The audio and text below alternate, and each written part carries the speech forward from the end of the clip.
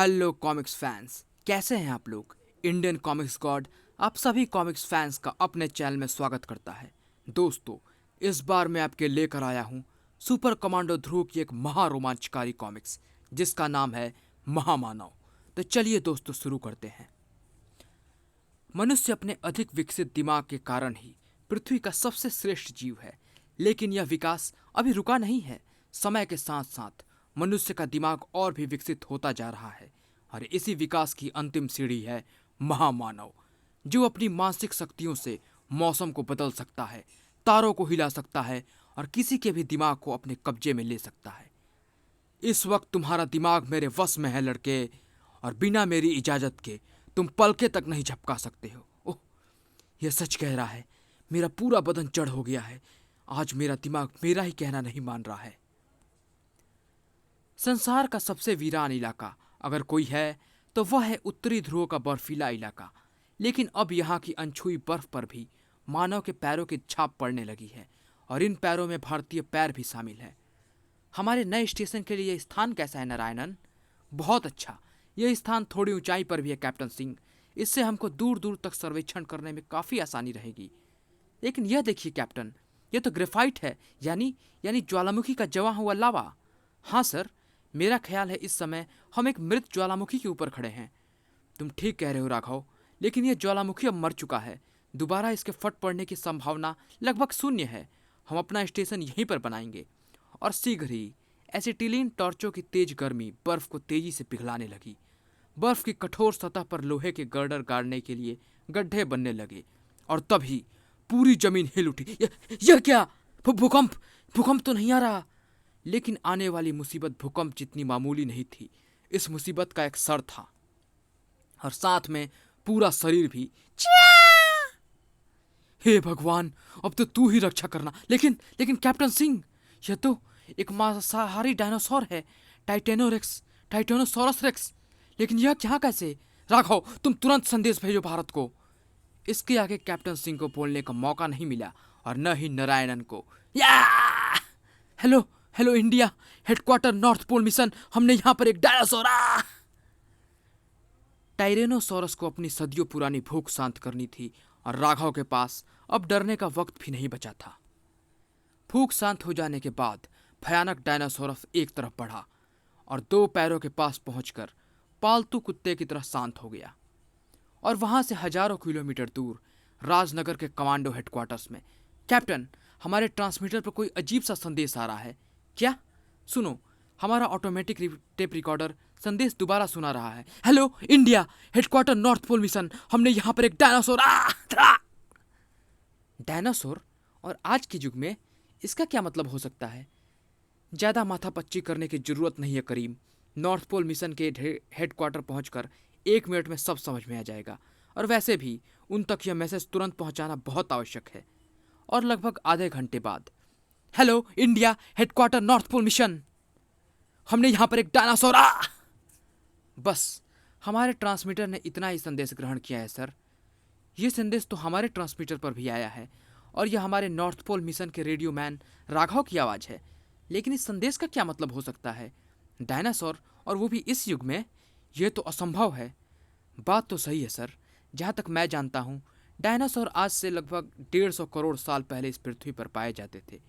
हाँ, और वे सारे के सारे अचानक ही खत्म हो गए। क्यों और कैसे, यह कोई नहीं जानता। इस संदेश से यह भी साफ है कि हमारा पूरा अभियान दल किसी भयानक विपत्ति में घिरा हुआ है। उनको तुरंत मदद पहुंचानी बहुत ज़रूरी है, और किसी भी सहायता दल को तैयार करने में वक्त लगेगा। सर, अगर आप इजाज़त दे दें तो मैं तुमसे यही कहना चाहता था ध्रुव, और ये जानते हुए भी कि वहाँ पर जान का खतरा हो सकता है। तुम जाने को तैयार हो? सर, मैं सिर्फ उन जगहों पर ही जाना पसंद करता हूँ जहाँ पर जान का खतरा हो, और किसी जगह पर मेरा क्या काम। मैं जानता हूँ ध्रुव कि अगर कोई यह काम कर सकता है तो वह तुम हो। मेरे साथ आओ, मैं तुम्हारे लिए तुरंत एक रिलीफ प्लेन का इंतजाम करता हूँ। और शीघ्र ही ध्रुव अपने फर्ज को निभाने के लिए पृथ्वी के उत्तरी छोर की तरफ बढ़ चला, जहाँ पर दूर दूर तक बर्फ के ठंडे सन्नाटे के अलावा और कुछ नहीं दिख रहा था। डायरेक्टर साहब के अनुसार तो अभियान दल को यहीं कहीं होना चाहिए। हाँ, वे रहे उनके उपकरण। मुझे भी प्लेन को यहीं उतारना चाहिए। लेकिन ध्रुव को प्लेन उतारने के लिए मेहनत नहीं करनी पड़ी। घड़ा! ये क्या? मुझे तो अपनी आंखों पर यकीन नहीं हो रहा है। ध्रुव ने बड़ी मुश्किल से रिलीफ प्लेन को डायनासोर से बड़े से जबड़े से बचाया, लेकिन डायनासोर की पूंछ पर उसका ध्यान नहीं था। हवाई जहाज के पीछे एक जबरदस्त टक्कर लगी। तड़ा! हवाई जहाज कुछ क्षणों के लिए ध्रुव के नियंत्रण से बाहर हो गया, लेकिन उसने शीघ्र ही प्लेन पर काबू पा लिया। इस पर तो पिस्तौल की गोलियों का भी कोई असर नहीं होगा। मैं इस दुर्लभ जीव को खत्म करना तो नहीं चाहता, लेकिन बिना इसको खत्म किए मैं अभियान दल की तलाश करने के लिए उतर भी तो नहीं सकता। ध्रुव ने रिलीफ प्लेन का रुख सीधे डायनासोर की तरफ मोड़ दिया। रिलीफ प्लेन तेजी से डायनासोर की तरफ बढ़ा और उसी क्षण ध्रुव प्लेन से बाहर कूद पड़ा, लेकिन न जाने कैसे डायनासोर तक पहुंचने से पहले ही प्लेन के टुकड़े टुकड़े हो गए। ब्लाम! अब ध्रुव के सामने साक्षात मौत खड़ी थी और उससे बचने का शायद कोई भी रास्ता नहीं था। लेकिन ध्रुव ने बड़ी मुश्किल से अपने होशो हवास कायम रखे और मुझको सिर्फ लोहे का यह रस्सा ही बचा सकता है, जिसका प्रयोग शायद यहाँ पर स्टेशन बचाने में किया जाने वाला था। लेकिन अब यह मेरी जान बचाने में काम आएगा। ध्रुव की शक्तिशाली बाहों ने लोहे के रस्से को डायनासोर की गर्दन तक उछाल दिया और फिर रस्से के दूसरे छोर को पकड़कर ध्रुव का बदन हवा में उछला। उसका सर्कस में सधा हुआ शरीर फिरकी की तरह हवा में घूमने लगा और भयानक डायनासोर टाइटेनोसॉरस की गर्दन पर एक मजबूत शिकंजे में कसने लगी। उसका दम घुटने लगा। आखिरकार उसके कांपते पैरों ने भी उसका साथ छोड़ दिया और डायनासोर का विशाल शरीर एक कटे हुए वृक्ष की तरह बर्फ पर आ गिरा। लगता है कि यह बेहोश हो गया। मेरी योजना सफल रही। इससे पहले कि यह बदसूरत होश में आए, मुझे इसको बांध देना चाहिए। और तभी, शाबाश मानव, आज तुमने मुझे वह दृश्य दिखाया जो मैं कभी सोच भी नहीं सकता था। यह क्या? ऐसा लगता है मानो कोई मेरे दिमाग के अंदर से बोल रहा हो। तुमको ठीक महसूस हो रहा है मानव। तुम इसको टेलीपैथी या मानसिक संपर्क कहते हो। अपने पीछे मुड़कर देखो। ध्रुव मुड़ा और वो आश्चर्य से जड़ हो गया। तुम कौन हो? आप बोलो मानव, आप बोलो। अपने से बड़ों की इज्जत करना सीखो, खास तौर से उसकी जो तुमसे लगभग 200 करोड़ साल बड़ा है। 200 करोड़ साल? आश्चर्य मत करो, मैं मनुष्य का भविष्य हूं। मनुष्य आज से करोड़ों साल बाद मुझ जैसा ही दिखेगा। लेकिन तुम, मेरा मतलब, आप यहाँ कैसे आए? यानी आप समझे ना? हाँ, लेकिन मैं तो यहाँ पर हमेशा से था। आए तो तुम मानव हो। वैसे मेरे जन्म की बात बहुत पुरानी है, अब तो ठीक से याद भी नहीं है, लेकिन इतना याद जरूर है कि उस वक्त पृथ्वी पर जीवन की शुरुआत ही हुई थी। सारे महाद्वीप एक साथ जुड़े हुए थे, यानी कि सारी जमीन एक ही स्थान पर थी। सूर्य उस वक्त आज की तुलना में दुगनी तेजी से चमकता था। पृथ्वी पर वायुमंडल भी बहुत पतला था। इसी कारण सूर्य की जीवनदायी किरणें पृथ्वी तक पूरी तरह से पहुंचती थी। सूर्य की इन रहस्यमयी जीवनदायी किरणों के कारण पृथ्वी पर जीवन बहुत तेजी से शुरू हुआ। मैंने अपना जीवन एक अकेली कोशिका से शुरू किया था, जो न जाने कैसे उत्तरी ध्रुव तक पहुंच गई थी। सूर्य की किरणों से हर दिन मुझ में इतना परिवर्तन हो जाता था जितना आज शायद 1 लाख वर्षों में भी न होता।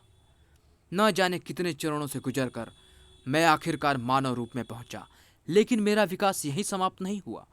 मेरा मस्तिष्क विकसित होता ही चला गया और आखिरकार मुझ में इतनी मानसिक शक्तियां विकसित हो गईं कि मैं यहाँ पर बैठे बैठे एक सितारे को भी मानसिक तरंगों से नष्ट कर सकता था। लेकिन चूंकि मेरा विकास बर्फीले प्रदेश में हो रहा था, इसीलिए मुझसे जरा सी भी गर्मी बर्दाश्त नहीं होती थी। गर्मी मेरे दिमाग पर बेहोशी का असर कर देती है।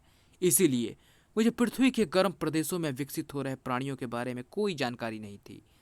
दरअसल जब मेरा विकास ध्रुव प्रदेश में हो रहा था, उसी वक्त सूर्य की किरणें गर्म प्रदेशों में भी भीमकाय जानवर पैदा कर रही थीं। वे जानवर जिनको तुम डायनासोर कहते हो। और जब तक मुझे इस बात का ज्ञान होता, ये जीव पूरे पृथ्वी पर छा चुके थे। यह मुझसे बर्दाश्त नहीं हुआ कि उनके जैसे कीड़े पृथ्वी पर पनपे, क्योंकि पृथ्वी मेरा घर थी और अपनी जैसी प्रजाति को विकसित करने के लिए मुझे पूरे पृथ्वी की जरूरत थी। इसीलिए मैंने डायनासोरों को पृथ्वी से खत्म करने की ठानी। यह काम मेरे लिए मामूली सा था। क्योंकि सारे डायनासोर गर्म प्रदेश के प्राणी थे, इसीलिए उनसे ठंड सहन नहीं होती थी। यह सोचकर मैंने अपनी मानसिक तरंगों की मदद से पूरी पृथ्वी को बर्फ से ढकने की योजना बनाई। मैंने अपनी मानसिक तरंगों को केंद्रित किया और पूरी पृथ्वी धीरे धीरे बर्फ से ढकने लगी। डायनासोर बिलबिलाकर इधर उधर भागने लगे, लेकिन वे जहां भी जाते उनको बर्फ ही बर्फ मिलती। वे सब कीड़ों की तरह एक एक करके मरने लगे और आखिरकार पृथ्वी साफ हो गई। मैं जानता हूं इस युग को हम लोग हिम युग या आइस एज कहते हैं। तभी एक दिन मुझको बर्फ में दबाए गोला दिखाई पड़ा। मुझ में यह जानने की उत्सुकता हुई कि यह क्या है। मैंने उसे उठा लिया और यही मुझसे गलती हो गई। वह गोला वास्तव में एक टाइटेनोसॉरस का अंडा था जो न जाने कैसे जिंदा बच गया था और भटकते भटकते उत्तरी ध्रुव तक आ पहुंचा था। वह मुझको अंडा उठाते देख मुझ पर तेजी से लपका और इससे पहले कि मैं अपनी मानसिक शक्तियों को केंद्रित कर पाता, मुझे एक जोरदार टक्कर लगी। मेरा सिर चकराने लगा, इसीलिए मैं मानसिक तरंगों के हमले के फोकस नहीं कर पाया और अपने बचाव में भागा और घबराहट में एक बड़े से गड्ढे में आ गिरा। बदकिस्मती से वो गड्ढा एक ज्वालामुखी का मुहाना था। मुझ पर सिर की चोट और तीव्र गर्मी के कारण बेहोशी छाने लगी, लेकिन बेहोश होते होते भी मैंने अपने आप को मानसिक तरंगों के गोले में ढक लिया। इस पूरी घटना के दौरान वह अंडा मेरे हाथ में ही था और फिर मैं करोड़ों साल के लिए सो गया। इस दौरान यह अंडा भी फूट गया और डायनासोर अपनी नींद में ही बढ़ता गया। मेरी नींद करोड़ों साल बाद तब टूटी जब 3 मानवों ने ज्वालामुखी के मुहाने पर जमी बर्फ में गड्ढा किया और उनको डायनासोर ने खा लिया। हे भगवान, और तुमने उन लोगों को बचाने की कोशिश तक ना की? क्या जब कोई छिपकली कीड़े को खा रही होती है तब तुम उसे बचाने की कोशिश करते हो? यानी तुम्हारी नजर में हम मानव कीड़े हैं? याद रखो कि तुम भी मानव ही हो। तुम मानव भी तो कभी बंदर थे, लेकिन फिर भी तुम लोग बंदरों को मारने में कोई बुराई नहीं समझते। अच्छा, रहने दो। अब यह बताओ कि तुम्हारे जैसा तीव्र विकास सिर्फ उत्तरी ध्रुव पर ही क्यों हुआ? पृथ्वी के अन्य भागों में ये विकास धीरे धीरे क्यों हुआ? क्योंकि उत्तरी ध्रुव पर पूरे 6 महीने तक दिन रहता है, मूर्ख। और उस वक्त सूर्य की लगातार 6 महीने तक पड़ने वाली किरणें विकास की गति को लाख गुना बढ़ा देती थी। इसीलिए मेरा विकास इतनी तेजी से हुआ। लेकिन मेरी बेहोशी के दौरान पृथ्वी पर पेड़ पौधे तेजी से बढ़ने लगे। तरह तरह की गैसें वायुमंडल में शामिल होने लगी। वायुमंडल घना होने लगा और अब तो हालत यह हो गई है कि सूर्य की उन जीवनदायी किरणों का 99% भाग तो वायुमंडल के पार ही नहीं आ पाता है। इसीलिए आज मनुष्य का विकास बहुत धीरे हो गया है। पर अब मैं आ गया हूं ना, तो मानवों को चिंता करने की आवश्यकता नहीं है। मैं अपनी मानसिक शक्तियों से वायुमंडल को फिर से इतना हल्का कर दूंगा कि पृथ्वी पर सूर्य की किरणें फिर से पूरी तरह से आ सकें, ताकि विकास की गति फिर से तेज हो सके। लेकिन इससे तो हम मनुष्य दम घुटकर मर जाएंगे। मर जाने दो। जो भी प्रगति की राह में रोड़े अटकाएगा उसे मरना ही पड़ेगा। पर एक बात बताओ, मैंने अब तक जो कुछ देखा है उससे तो यही पता लगता है कि मनुष्य ज्यादा ठंड सहन नहीं कर सकता, लेकिन तुम इतनी ठंड में बिना किसी गर्म कपड़े के कैसे खड़े हो? यह मेरी बहन श्वेता द्वारा बनाए गए एक इलेक्ट्रॉनिक यंत्र का कमाल है। लेकिन यह बात तो तुम मेरे दिमाग में पढ़ सकते थे ना? नहीं, मैं सिर्फ वही विचार पढ़ सकता हूं जो तुम सोचते हो। क्योंकि इस वक्त तुम यह बात नहीं सोच रहे थे, इसलिए मैं यह नहीं पढ़ पाया। लेकिन बस, अब बातें बहुत हो गई। मेरी मानसिक तरंगों ने पृथ्वी का चप्पा छप्पा छान लिया है। अब मैं तुमको वहां भेजता हूं जहां से पूरी पृथ्वी को मेरे जागने की सूचना मिल जाएगी। लेकिन कैसे? मेरा हवाई जहाज तो नष्ट हो गया है। मैं तुमको उन मानसिक तरंगों द्वारा ही भेजूंगा जिनसे मैंने तुम्हारा यान नष्ट किया था। और अगले ही पल ध्रुव को अपने जीवन का सबसे आश्चर्यजनक अनुभव हुआ। इससे पहले कि वह कुछ समझ पाता, उसने अपने आप को समुद्र के ऊपर उड़ता हुआ पाया। ध्यान से सुनो मानव, मैं तुमको सिर्फ 2 दिन का समय देता हूं। तुमको इन 2 दिनों में मुझे यह बताना है कि पृथ्वीवासी क्या चाहते हैं, मुझसे सहयोग या अपनी मौत। इसी वक्त इटली के एक विशाल मैदान में विश्व कप फुटबॉल का फाइनल मैच खेला जा रहा था, जिसको स्टेडियम में उपस्थित लाखों दर्शकों के अलावा लगभग पूरा विश्व टेलीविजन पर देख रहा था। और तब कई अरब आंखों ने वह दृश्य देखा जिसके सामने फुटबॉल का रोमांच फीका पड़ गया। तभी एक आवाज गूंजी, विश्व भर के मेरे भाइयों और बहनों, मैं भारत देश का एक वासी सुपर कमांडो ध्रुव हूँ। मुझे आप सबको वह सूचना देने के लिए भेजा गया है जिस पर हमारी प्यारी पृथ्वी का जीना या मरना निर्भर करता है। और ध्रुव की पूरी बात सुनते ही पूरी दुनिया हरकत में आ गई। उस लड़के की बात सही है सर, हमारी सैटेलाइटों से ली गई फोटो उसकी बात की पुष्टि करती है। डायनासोर को देखने के बाद और किसी छानबीन की जरूरत ही नहीं है सर। कुछ ही घंटों के अंदर संयुक्त राष्ट्र संघ के कार्यालय में एक इमरजेंसी मीटिंग बुलाई गई, जिसमें लगभग सभी देशों के शासनाध्यक्ष उपलब्ध थे। माननीय राष्ट्राध्यक्षों, आज पृथ्वी एक बहुत बड़े खतरे का सामना करने जा रही है। हमको एक साथ मिलकर या तो इसका सामना करना पड़ेगा या एक साथ खत्म हो जाना पड़ेगा। क्या बचकानी बात है, इस वक्त हमारे पास ऐसे ऐसे हथियार हैं जिनसे हम आराम से इस महामानव को खत्म कर सकते हैं। जरूर कर सकते हैं सर, अगर हमारे हथियार उस तक पहुंच सके तो। वह महामानव अद्भुत मानसिक शक्तियों का स्वामी है। वह किसी भी हथियार को अपने तक पहुंचने से पहले ही नष्ट कर सकता है, और अगर वह चाहे तो पूरी पृथ्वी को भी एक ही वार में नष्ट कर सकता है। इस समय हमको ताकत से नहीं बल्कि अक्ल से काम लेना होगा और मिलकर वह रास्ता खोजना होगा जिससे हम महामानव को रोक सकें। ठीक इसी वक्त इसी पृथ्वी के एक ऐसे देश में जो दुनिया पर राज करने के सपने देख रहा था। ली, अगर हम इस महामानव को अपने कब्जे में ले लें तो इसकी मानसिक शक्तियों के द्वारा हम पूरी दुनिया को अपना गुलाम बना सकते हैं। आप हमेशा की तरह सही कह रहे हैं महामहिम। इससे आपकी दुनिया पर राज करने की इच्छा पूरी हो सकती है, परंतु कैसे? हमारे दास महान वैज्ञानिक वान द्वारा हमारे सैटेलाइट में फिस्ट की गई उस ब्रेन वॉश किरण के जरिए, जो किसी भी मस्तिष्क को सून कर सकती है। उस महामानव के पास बहुत विकसित मस्तिष्क अवश्य है, परंतु फिर भी है तो वह मस्तिष्क ही ना। तुम जाओ और जाकर वॉन को तुरंत मेरे पास भेज दो और पूरी दुनिया पर राज करने के लिए तैयार रहो। और कुछ ही घंटे बाद उत्तरी ध्रुव पर स्थित एक मृत ज्वालामुखी के मुहाने पर खड़े महामानव को खतरे का आभास हुआ। मेरा मस्तिष्क खतरे की तरंगे ग्रहण कर रहा है, पर क्यों? क्या मुझ पर कोई हमला होने वाला है? और तभी क्षितिज पर एक लड़ाकू सुपरसोनिक जेट विमान उभरा। ओह, तो ये पृथ्वीवासी कीड़े मुझे खत्म करना चाहते हैं। अब तो इनको सबक देना ही पड़ेगा। और हमला शुरू हो गया, लेकिन यह घातक हमला महामानव के लिए एक खेल से ज्यादा कुछ नहीं था। बड़ाम! और वह ज्यादा देर खेलने के मूड में भी नहीं था। उसके मस्तिष्क से एक घातक मानसिक तरंग निकली, और ठीक उसी वक्त, जल्दी वान, इस समय महामानव का पूरा ध्यान हमारे रोबोट चलित लड़ाकू जेट यान पर है। कहीं पर एक बटन तेजी से दबा और अंतरिक्ष में पृथ्वी की परिक्रमा कर रही एक सैटेलाइट का पैनल खुल गया। उसमें से एक नीली रोशनी की किरण तेजी से पृथ्वी की तरफ बढ़ चली। महामानव की मानसिक तरंग और सैटेलाइट से निकली नीली ब्रेन वॉश किरण लगभग एक ही साथ अपने निशाने पर पहुंची, और महामानव का दिमाग एकाएक शून्य हो गया। ठीक उसी वक्त एक हेलीकॉप्टर बर्फ की ठंडी सतह पर उतरा, और 2 मिनट बाद जब हेलीकॉप्टर दक्षिण की तरफ उड़ा तो महामानव का शरीर उसमें मौजूद था, और दूसरी तरफ। लेकिन हमको कोई भी कारगर योजना बनाने के लिए वक्त चाहिए। अगर हमारी योजना फेल हो गई तो हमको दोबारा मौका नहीं मिलेगा। अगर ऐसा है तो मुझको महामानव से मानसिक संपर्क करके और समय मांगना होगा। तभी अचानक, सर, महामानव का अपहरण हो गया सर। क्या? कैसे? हमारे सैटेलाइटों ने पूरी घटना की रील खींच ली है सर, ये देखिए। पूरी रील देख चुकने के बाद इन जहाज़ों पर ऐसा कोई निशान नहीं है जिसे यह पता चल सके ये किस देश के हैं। अब हम इंतजार के अलावा और कुछ भी नहीं कर सकते हैं। महामानव का जिसने भी अपहरण किया है सर, उसने बहुत बड़ी गलती की है। महामानव को बांध कर रख पाना असंभव है। लेकिन इस अपहरण को देखकर मुझको वह आइडिया आ रहा है जिससे इस महामानव को रोका जा सकता है।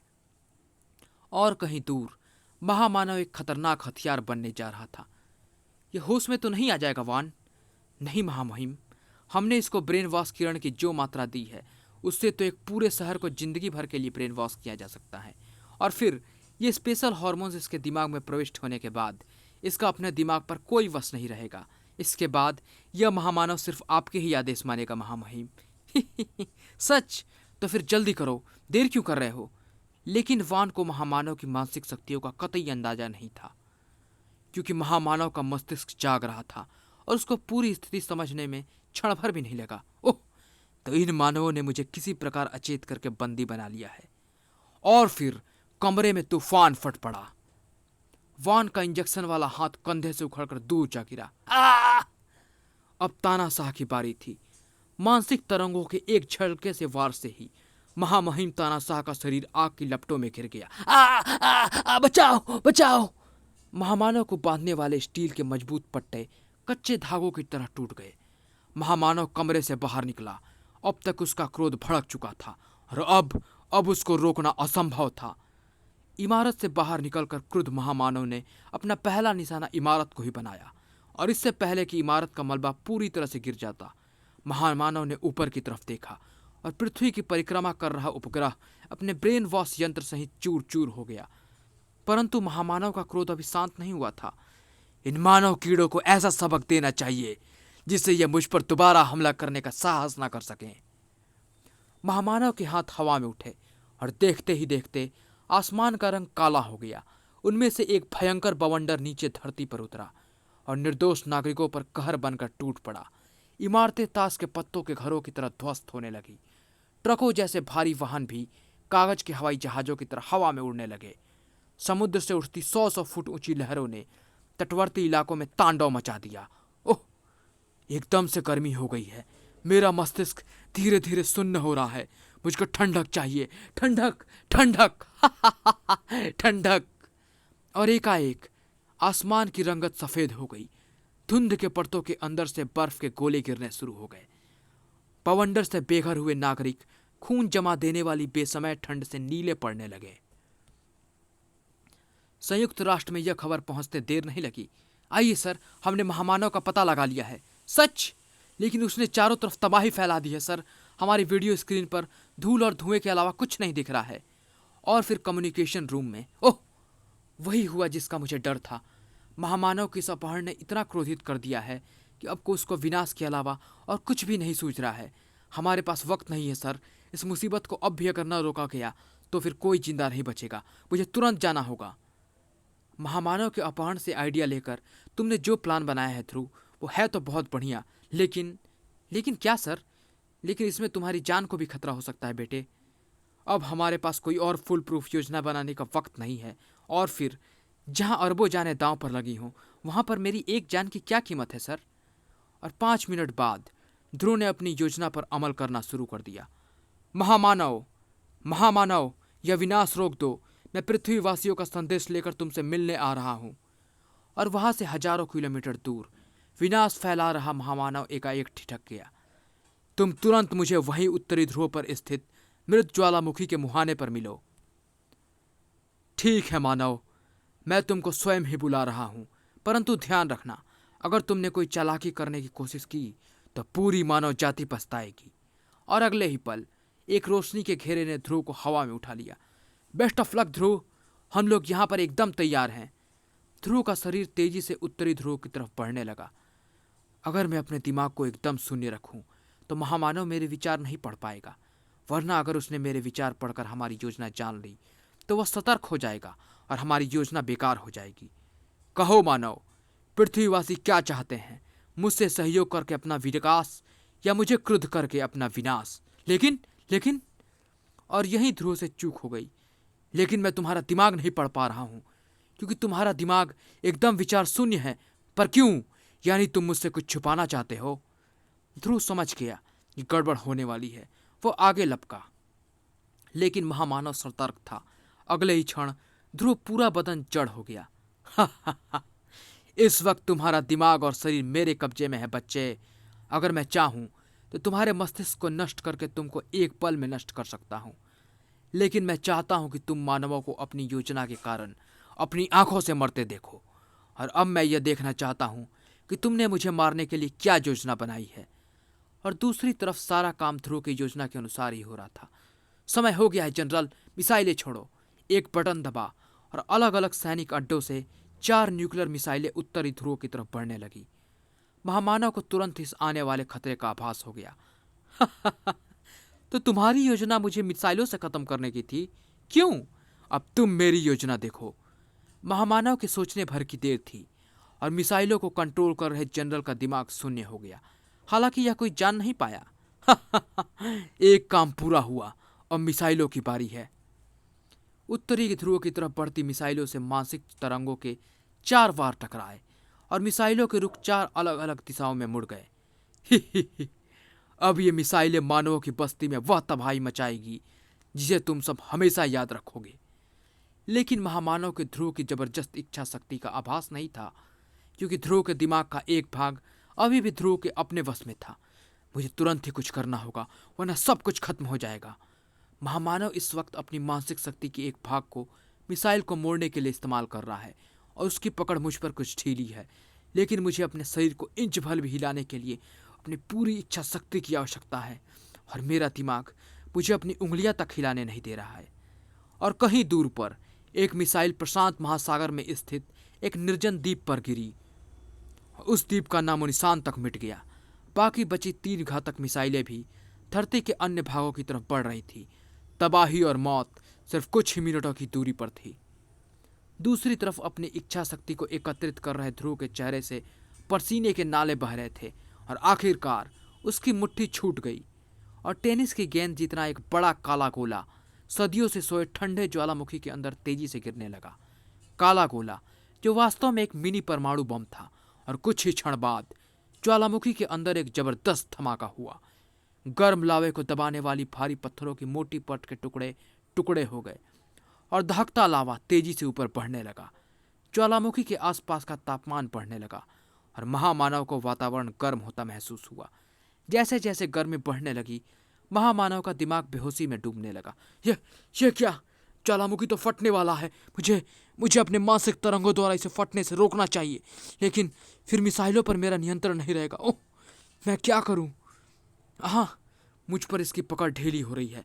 यही वक्त है, अभी नहीं तो कभी नहीं। ध्रुव ने अपनी इच्छा शक्ति को एक बार फिर इकट्ठा करना शुरू किया और वह मानसिक कैद से आजाद हो गया। अब वक्त बहुत कम था। ध्रुव का हाथ तेजी से घूमा और महामानव के पैर जमीन से उखड़ गए। उसका शरीर एक बार फिर दहकते ज्वालामुखी के घर में गिरने लगा। करोड़ों वर्ष पुराना दृश्य दोहराया जा रहा था। महामानव के दिमाग पर छाई बेहोशी और गहरी होने लगी, परंतु इससे पहले कि उसका पूरा मस्तिष्क बेहोशी की गिरफ्त में कैद हो पाता, उसने अपने शरीर को मानसिक सुरक्षा का कवच पहना दिया और उसी क्षण ज्वालामुखी फट गया। ब्लाम! एक जोर का धमाका हुआ। पृथ्वी के गर्भ से हजारों टन पत्थर और राख आकाश को छूने लपके और महामानव का बेहोश मगर सुरक्षित शरीर हजारों टन भारी पत्थरों के नीचे दब गया।